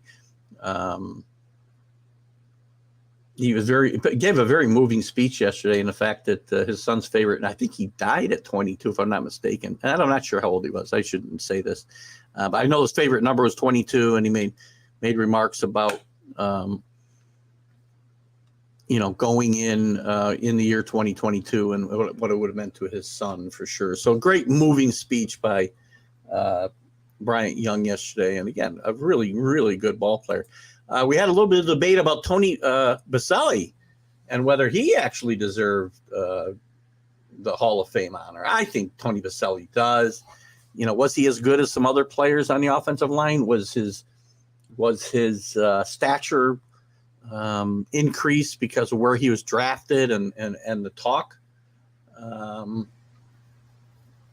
But I'd say Tony Baselli definitely belongs in the Hall of Fame. And again, and I think in another moving moment here, there was a pre-recorded message that he had gotten, a congratulatory message he got from his dad before his dad passed, who he didn't make it to see Tony inducted. And I think it was a pretty cool story yesterday as well. Art McInally be the first NFL official inducted into the Hall of Fame. Very deserving. I would argue that Jim Tunney, by the way, one of my favorite interviews I've done, who at 92 is still contributing to the NFL and some of the rules committee stuff. But Art McInally is now the first official enshrined into the Pro Football Hall of Fame. So congratulations to him. Dick Vermeil,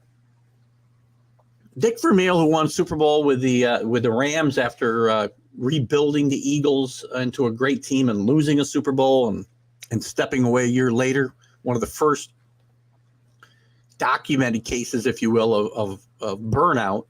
And basically, I mean, again, it was an emotional breakdown, basically, that Dick Vermeil had. And there was no I loved Dick Vermeil as a coach. I loved him as an announcer. He was really good in between. I mean, he sat out. God, how many years did he sit out? 20 plus years, I want to say. I may be wrong. I may be overstating that. He stayed away 14 seasons. That's still a long time. But he was a really good TV announcer in between. And I will tell you, there have been probably more successful coaches in the NFL than Dick Vermeil, who was a very successful coach, by the way, with the Eagles, with the Rams, with the Chiefs, won one Super Bowl. There was no coach who gave all of himself to his team the way Dick Vermeil did. And I think it's just tremendous that Dick Vermeil gets this honor. And I've made a lot of jokes at Dick Vermeil's expense over the years about, the over-under on when he'll start crying during certain events and whatnot. But that's all of what makes Dick Vermeil one of the great coaches in history and made him such a great leader of men, is that he wore his emotions on his sleeve and wasn't afraid to show. And as I said, I don't think any coach ever gave more of himself to a team than Dick Vermeil. Greatest show on turf. And by the way, there's a lot of people that will detractors of Dick Vermeil will say, well, he really didn't have much to do with that. Mike Martz was the offensive coordinator, and they made Vermeil step aside, and they may or may not have after that Super Bowl win. But he came back and was very successful in Kansas City. Didn't get them to a Super Bowl, but he had some really, really good teams in Kansas City after he left the Rams. So, and I would hazard to say Mike Martz, other than one season where he lost to the Patriots in the Super Bowl, did not do as well as Dick Vermeil would have done going forward with that Ram team. And Rick says 15 years. I did see an article said 14, but whatever. It's a long time either way. So definitely the greatest show on turf. Hey, Kansas City became kind of the greatest show on turf after that. So great honor for Dick Vermeil. Sam Mills, the late Sam Mills, who played with the Panthers, played with the Saints, undersized. I mean, if I'm not mistaken, I don't know that Sam Mills was 6 foot tall. Trying to find it here now. And he did die, by the way, tragically in 2005 due to intestinal cancer. And he may, if I'm not mistaken, battled cancer during his career. I'm not sure if I'm quite accurate there or not, but, great player, great inspiration to, people who don't seem to fit the mold. But just a great player, again, with 2 different teams. And I think he may have started his career, if I'm not mistaken, in the USFL, maybe with the Philadelphia team. I think somebody can probably speak to that. I think that's where he started his career, though, as did some other great NFL players we were talking about this morning. Reggie White started in Memphis, actually. He actually went undrafted in 81 and was eventually cut by the Browns in the Canadian Football League's Toronto Argonauts. And I was right. He got himself a chance with the USFL's Philly/Baltimore Stars, as they did move, establishing himself as one of the best players. And then he got a chance when the USFL folded to move over to the Carolina Panthers. Great inspirational story for sure.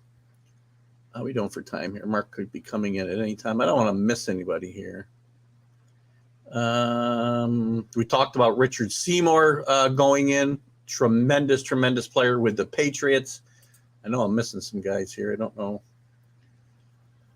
where they went. Leroy Butler, tremendous safety, long career in the NFL. Cliff Branch played many years with the Raiders. He goes in as one of the veteran committee's picks. I can't argue with any of these guys necessarily getting in to the Hall of Fame, and great kudos to them. And Cliff Branch, by the way, also inducted posthumously as he passed away in 2019. He won 3 Super Bowls in 14 years, and he was a key member of that Raider team. Butler played 12 seasons in Green Bay. won a Super Bowl and was a 4-time Pro Bowler, member of the All-Decade team, certainly deserving of this honor in my mind. What do we got here? Great coach hires great assistants and shares credit. Great point, Rick. And I think Dick Vermeil did that through his career always. When he was with Philadelphia, back in UCLA, before he went to the Eagles. And with the Eagles, he did the same thing. And the way the whole thing ended with the Rams, I thought was a little messy and awkward. And partly I think that was on Mike Martz, and partly that was on the Rams management as well. But whatever. Dick Vermeil went on and continued his career with the Chiefs, so it kind of worked out for everybody except the Rams, who never again won a Super Bowl. Just saying. So we'll get a couple of notes from around the NFL while we wait on Mr. Mancini. Side note from the Cowboys camp, obviously bringing in Anthony Barr and the wide receiver group to get another hit with an injury. Lamb is the only wide receiver that isn't hurt or isn't hurt with an NFL TD. And I think there's only one other receiver on the team, and his name is slipping my mind at the moment. And you can probably help me, Alan, that has caught a pass from Dak Prescott, much less a touchdown. Alan says if Vermeil stays with the Rams, they win the Super Bowl in 2001. Quite possibly. Look at one of the biggest upsets in Super Bowl history, and this was 2 years later, by the way. They did lose they did lose the Super Bowl. I'm sorry, lost in the playoffs. I think to the Saints the year after their Super Bowl win. Who knows? It's possible they win. Noah Brown, thank you. It's possible that they win 3 Super Bowls. I mean, again, what ifs are the world's built on what ifs, I guess. But it's quite possible that they might have won 2 or 3 Super Bowls in those 3 years if Vermeil had stayed and Mark stayed as the offensive coordinator. So I don't really know. What they were thinking about there. I know what they were thinking. They were thinking Mike Mark's going to get a job somewhere else. By the way, Mike Martz was just not a good guy. He flamed out with the Rams pretty quickly after those couple of years. He had some offensive coordinator opportunities. They didn't work out well. Just a tough time. Another couple other notes. Matthew Stafford suffering a sore arm. It comes out that he suffered elbow problems last year. He says it's not a big deal. His coach says the pain that he's going through is abnormal for a quarterback. So I don't know whether that's going to be a big deal going forward or not, but it's something to keep our eye on. He did, again, supposedly suffer most of last year with these similar problems. Speaking of quarterbacks, Matt Rule, I don't know what Matt Rule's thinking about. I like Matt Rule a lot. I really thought he was going to be an impact coach coming into this league. But he says they're not going to rush to make a decision on the QB1 call in Carolina. You know what you got in Sam Darnold. I thought Sam Darnold could go down there and maybe remake his career. I'll be the first to admit it. I do not back away from statements that I make. It didn't work. They saw what they were going to get out of Sam Darnold. And I think if they brought Baker Mayfield in here to back up Sam Darnold, that's a really bad plan when you need to turn things around this year and be at least competitive around 500. Or you can't get to 500, I realize. Compete for a wild card spot at a minimum, or you're going to lose your job. You cannot go in with Sam Darnold as a starter and Baker Mayfield on the bench. Never been the biggest Baker Mayfield backer here, but to me this is a no-brainer. If your job's on the line, to me it's easy to see who should be the starter here. That contract for Stafford is abnormal. Hopefully it works out. Look, whether this is a big deal or not, it's been talked about a lot the last few weeks, so we'll see whether it's important or not. What else we want to talk about? Anything else you guys got in football as we kind of stretch here before Mancini comes in? Panthers are not making the playoffs. I don't know that they need to make the playoffs, but they need to be close to the playoffs. If this team wins 4 or 5 games, Matt Rule's gone, and that's why to me it's a no-brainer. You already know what you have in Sam Darnold, and Baker Mayfield, for all his struggles and guys like me giving him a hard time. He had the Browns on the brink of the AFC Championship game 2 years ago. Well, for a fumble that goes out of bounds. And again, I'm not telling you that they lost that game because of that. There's a difference between me saying that and saying they lost the game because of it. So don't throw my words back at me, please. I just think it's a no-brainer. Your job's on the line, Matt. Try something different. I don't know. Listen, also, by the way, I'll tell you, there's some discord around the Patriots. The offense, the first week of practice, 9 days, whatever we've got now, 9 or 10 days.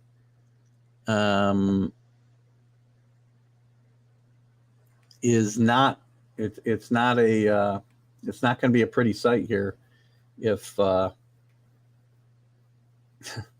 they put Mac Jones in a bad place, a place to regress because of changing the scheme and not having a real offensive play caller. It's going to be very sad to see. And there's starting to be some discontent in training camp about what's going on, and something needs to change. I'm confident Matt Patricia can do this job.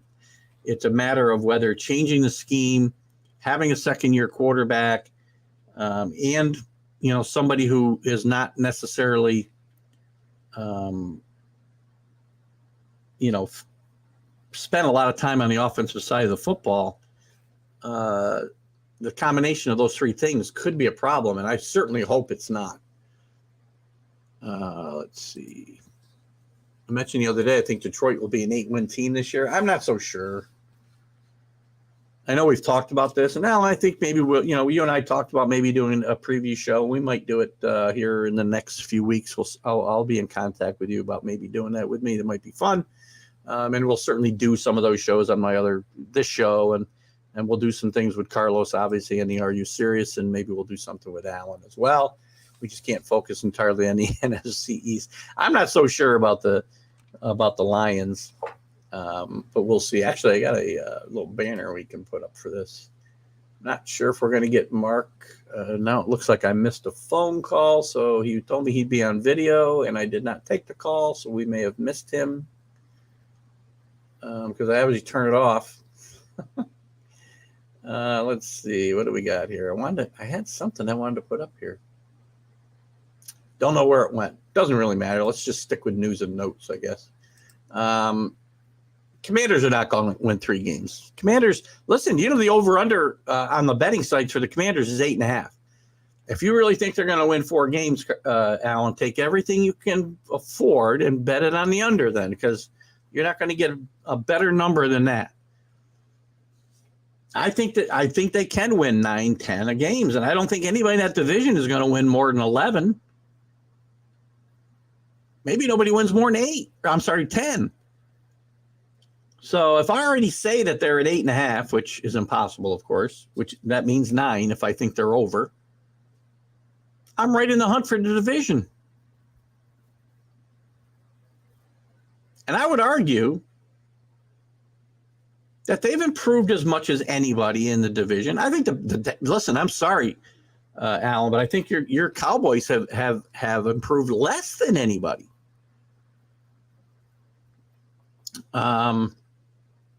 Giants have improved just in the fact that they've got a new coaching staff and a new philosophy. We'll see if that's an improvement. Philadelphia's made some great improvements with getting Jordan Davis in the draft and Brown to put with Devontae Smith at wide receiver. Comes down to their quarterback play, as does every team's, right?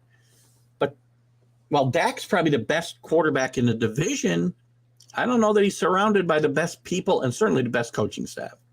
They don't put their players in the best position to succeed. They got two of the best running backs in the league, and they don't use them right. And I think if the Redskins, the team formerly known as the Redskins, another $20. I'll get to your comments here in a second. I think if they progress, then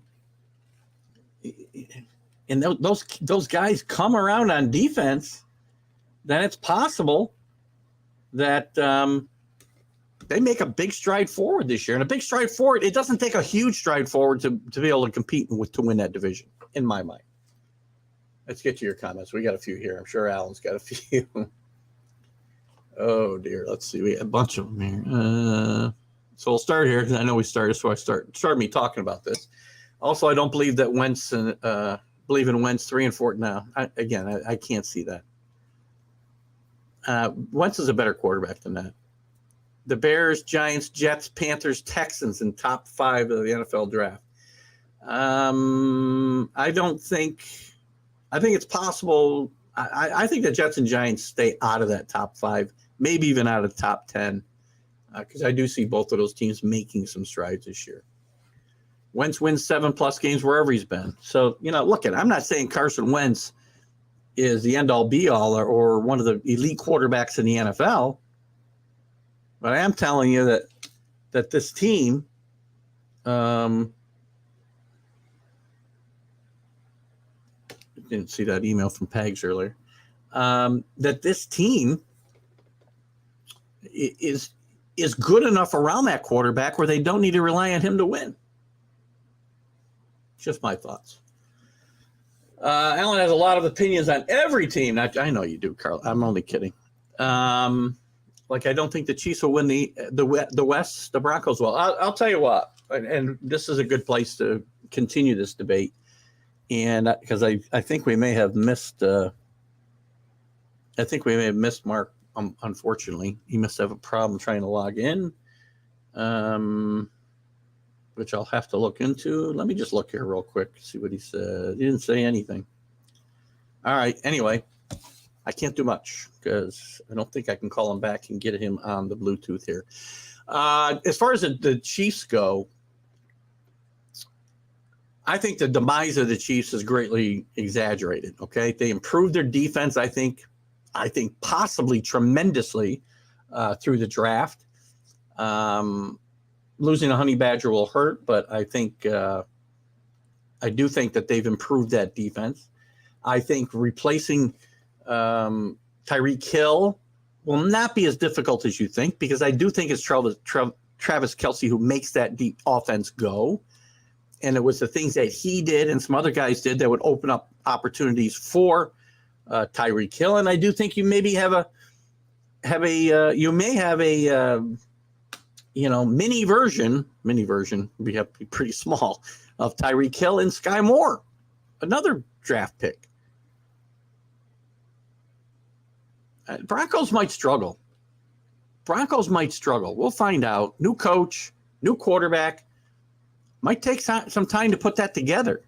Now, maybe by the end of the year, they got a really good team, and maybe they do win the division. I think they'd be fortunate to play for a wild card and be gelling about playoff time. I do think the Chargers will be the main competition for the Chiefs. West is too crazy to make any bets. Agreed. Also think the Pats could finish last. A lot of people think, listen, have the Patriots, and being down to Patriots is really in vogue now. Patriots could be very, very good. Patriots could be bad. I do not think they're going to finish last. I do not think they're going to go, I don't know. I saw an article today. I had them win 4 games, 14th best team in the AFC. I think that was that might have been a Colin Cowherd hot take. Cowherd. What a blowhard. Maybe I'll look at some of his hot takes and we'll talk about them here in a second. The Bills, overrated, Carlos. I don't know about I didn't finish your comment here. Jets have improved. I agree. The Dolphins, listen, I think there's a real chance that Dolphins are going to be a dumpster fire this year. Between everything going on with Stephen Ross being suspended, the fines, the loss of draft picks, just the distractions around this team, and the fact that the Tua is not an accurate quarterback, and they're going to find out, Tyreek Hill's going to find out very soon, very quickly, that Tua is not Patrick Mahomes, and that this team made a horrible choice in choosing the quarterback over the head coach. Just saying. I don't think the Bills are overrated at all. I do think they need to improve their defense, obviously, to have a chance to get further along in the playoffs, past that AFC Championship game and into the Super Bowl. But this offense is prolific, and it's only going to be better this year, in my mind. They've got some young wideouts that are certainly going to step up a bit more in Davis and can't think of the other kid's name that I like a lot. Killed the Patriots. You think I'd remember his name because he killed the Patriots. Von Miller could have a positive impact on that defense. He's not the Von Miller that he was, obviously. But leadership matters, by the way. And I think the Bills will be fine. They're still the best team in this division, easily. And I would like to say my Patriots can make a run at them. I'm got to watch, though. I'm not going to blindly tell you this team's going to compete for the Super Bowl. My team, the Patriots. The Bills are a legitimate Super Bowl contender. The Chiefs are a little bit legitimate Super Bowl contender. Maybe I'll go through that a little bit more here in just a second. 20 integer, I know.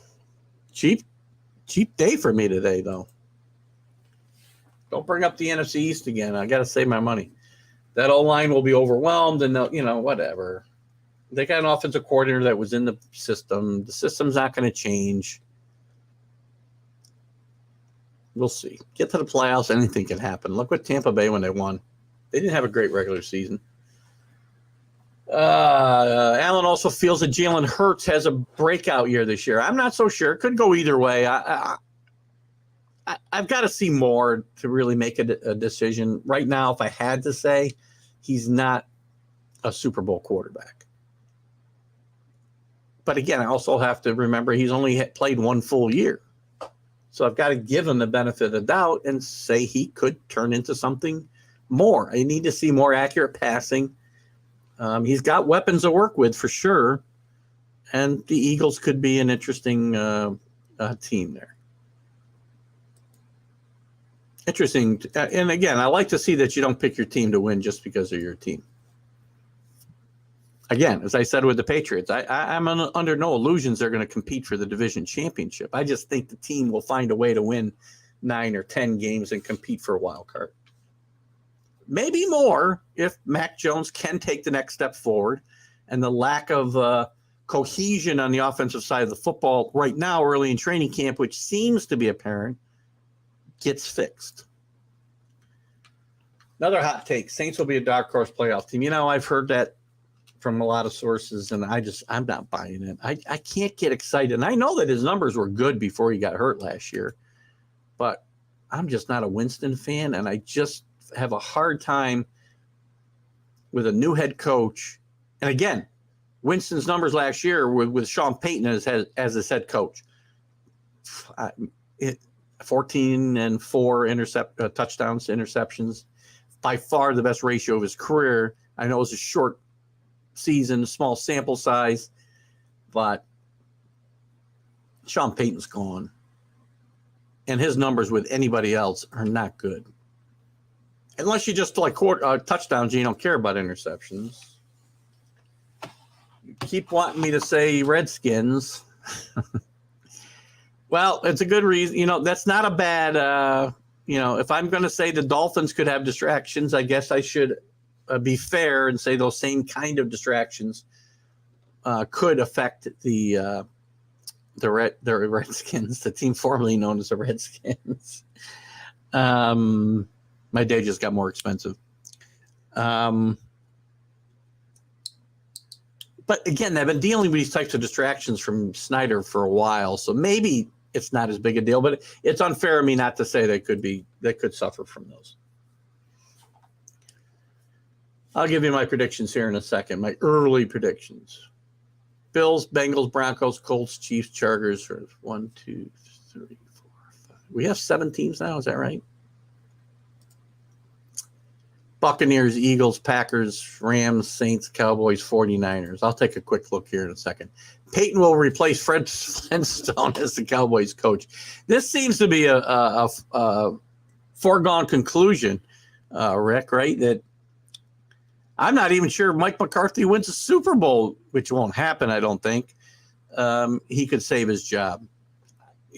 From all appearances. Anyway. That's Fred Flintstone's pretty funny. Wouldn't it be funny to see him coming out in a car with the feet, the stone wheels? You have no reason to trust Jameis Winston more than Carson Wentz. I don't think. I mean, the defense is good. I think the offense takes a big step backwards. Kamara's got a lot of miles on him. And I can't get excited about, Jameis Winston unless Sean Payton's his coach. I don't think I can get excited about it. The West will kill each other. Let's take a quick look since we're talking about it. I will bring up the divisions. I'm going to tell you, here's what I'll tell you. I like the Bills. I like the Bengals. I like the Colts. And I like the Chiefs. There's your 4 division winners. What do we need? 3 more teams? I'm going to take the Patriots just because I think they can have enough to slide in there. I'm going to take the Broncos to come on late and the Chargers to really push the Chiefs. So there's my 7 teams in the playoffs. In the National Football Conference, Tommy got. I'm going to say the Redskins. I'm making this as expensive as I can. I'm going to go out on a limb here and call the Vikings, Rick Sherlock, the winner of the NFC North and upset the Packers this year. I'm going to call the Buccaneers. I'm going to call the Rams to repeat. So there's your 4 division winners. Wild cards, I'm going to give to the Packers. I'm going to give to, boy, this gets tough. The Eagles and the Cowboys. 3 teams in the NFC East. How about that? He was on a better Colts team last year and couldn't get in the playoffs. Okay, I'll give you that. Jameis Winston couldn't stay on the field. Jameis Winston has had 1 good stretch of football in his entire career. Carson Wentz has had many good stretches of football. He was instrumental in helping get the Eagles to the Super Bowl that they ultimately won over the Patriots. He got hurt, replaced by Foles. He can play some good football. I'm not telling you that he's Tom Brady. But I will tell you, I think he's a better bet to be more consistent than Jameis Winston, who said 1 good stretch of football and then got hurt. Now, maybe he's matured, and maybe that'll carry over even without Sean Payton. I'm just not sure. I think the Titans struggle this year. And I think the Ravens could be in big trouble this year. I really do. We'll see. There's Rick, that a boy. Just taking a run here, Rick. Totally out of the blue. Partly because I do not want to root for, the weirdo that Rodgers has turned into. I mean, good grief. What is going on with this guy? We talked about it. I don't know if it was on, I think it was on the show with Carlos, Are You Serious, on Friday. I talked about the fact that, it's like he's joined a cult. Lions finished better than the Vikings. That would be a mic drop. There'll be a lot of biting the kneecaps, or what is that Campbell said, Alan? That would be a lot of biting the kneecaps there. I just don't see it. But every year, listen, every year there's somebody, right? So, and we may have talked about this a while back. So we already know who you say could come from nowhere. I'm going to give you one of these. Give me one in the AFC, I guess, as well, if you want. Teams that could come from nowhere to be have really a good season and make the playoffs, maybe even compete. So in the national, I'm going to give you the Washington Commanders. There you go. I said it. The team formerly known as the Redskins, the Washington Commanders, in the NFC. That's my team to come out of nowhere. Again, I think that's out of nowhere where they've been the last couple of years. And a team in the AFC, AFC is a little tougher. But if there is a team that, and this is going to shock a lot of people, and Carlos is going to fall off his chair. If there's a team that can come out of nowhere this year, the New York Jets. Just saying. Not saying they will. Team that could come out of nowhere. Okay, as we finish up here, yet Nick Foles won a Super Bowl. Well, again, I didn't say he won it. He didn't. He took over because Wentz got hurt. He played well and he continued to play. That's not the first time that's happened. Look at Tom Brady, rookie season or second season. All I said was that Wentz was instrumental in leading, putting them in position to be in the playoffs and compete for a Super Bowl. You can't deny that fact. Throw Nick Foles at me all you want that he won, but without Carson Wentz, I don't know that they're in position to even make the playoffs. He played really good football early in that season and in some other seasons. Let me pull up Carson Wentz's. Now I got to do this. I just got to do this. Hold on. You know, I've had to do this before. And I'll probably have to pull up Jameson's at the same time. So somebody can pull up Jameson's. I'm going to give you Carson Wentz's his rookie year with Philadelphia. The team went 7-9. He went 16-14, and his quarterback rating was just, that can't be right, 79. Not great for today's NFL. Really great if you're playing when Joe Namath played. His second season, the team was 11-2 under him. I think that was the Super Bowl season, correct? Third in the MVP voting. 33 touchdowns, 7 interceptions. He must have played that whole year. That can't be the year they won. The years are sliding by me now.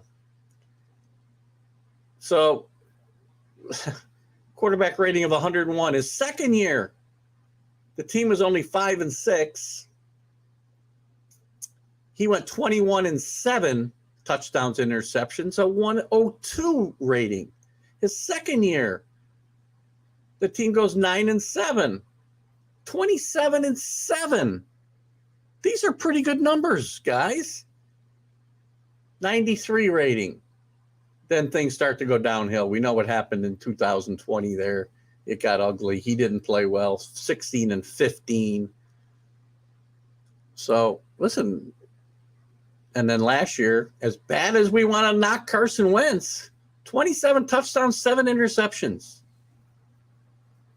94 passer rating. Not horrible.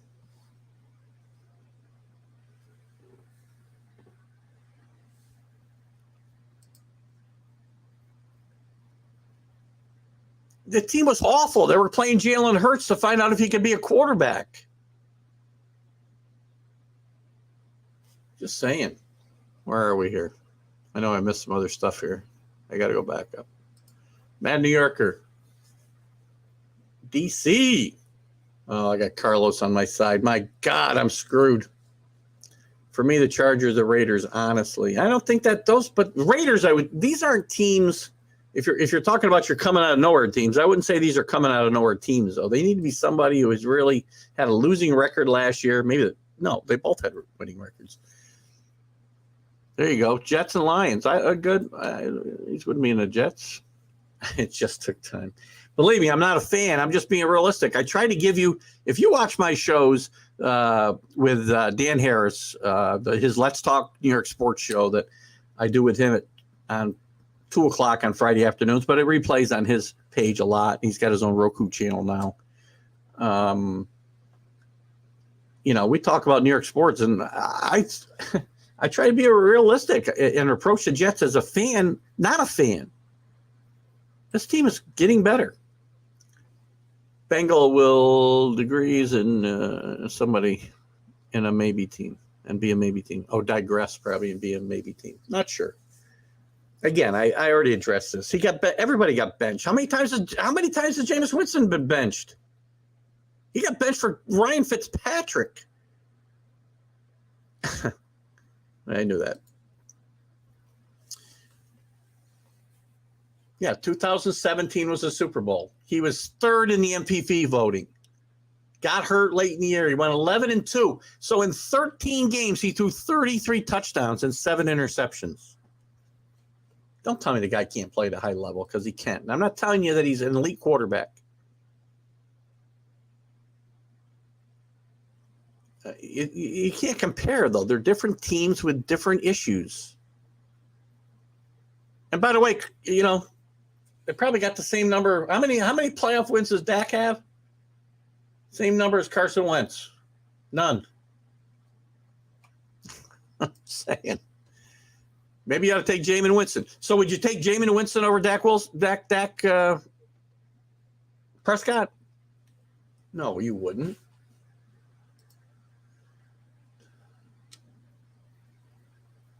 Well, that wasn't the same thing for the Eagles, by the way. The Eagles were ahead in a lot of these games because of what Carson Wentz was doing. Dan is fun to be on. And you did a good job that day, Alan, by the way. Great job. And you did a good job when you filled in one day for Carlos on the fly. On the fly, as it were. One win, actually. Dak? Okay, so he's got Wentz by 1. All right, guys, we're going to get ready to wrap it up here. Listen, I want to say again, this is some of you weren't here earlier, and some of you are my most loyal fans. I want to thank you again. This is the anniversary of my second anniversary of starting this show. I've had a lot of fun. You guys have been instrumental in let me get Wentz is someone you need when you go to the grocery shopping. Oh gosh, thank you for that, Rick.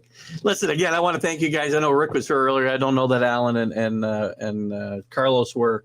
Whether I agree with you guys or disagree with you guys, you've been a great part of the growth of this show and the fun that I have doing it. Even the day, and Billy Pulver as well. Sorry, Billy. I know you weren't here earlier, but you guys have been instrumental in the growth of the show and the enjoyment that I get out of it. Even when I seem like I'm worked up, that's what sports is fun about for me. I'm passionate about it. I'm not doing this to make a boatload of money. Never probably will. Don't care.